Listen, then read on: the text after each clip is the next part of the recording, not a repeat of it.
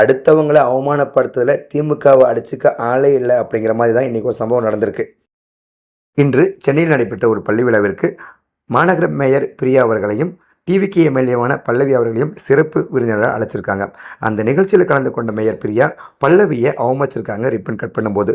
அது மட்டும் இல்லாமல் குத்துவிளக்கு ஏற்றும் போதும் மேயர் பிரியா பல்லவியை அவமதிச்சிருக்காங்க. இதை பொறுத்து கொண்ட பல்லவி புன்முறுவலோடு அங்கிருந்து வெளியேறியிருக்காங்க.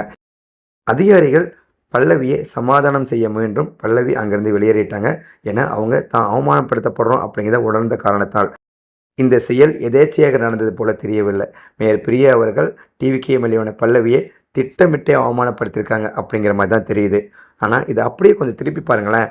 எல்லா மேடைகள்லையும் டிவிகேவுக்கும் டிஎம்ஏக்கும் மட்டும்தான் போட்டி அப்படின்னு உறக்க சொன்ன நம்ம தளபதி சிஎம்மாக பொறுப்பேற்ற பிறகு எதிர்க்கட்சி தலைவராக இருந்த மு.க. ஸ்டாலின், உதயநிதி ஸ்டாலின், வைகோ அப்படின்னு எல்லா தலைவர்களையும் ஒரு மரியாதை நிமித்தமாக சந்தித்து வாழ்த்துக்களை பெற்றார். அந்த மனிதர் எங்கே? திமுக வளர்ப்பான இந்த பிரியா எங்க?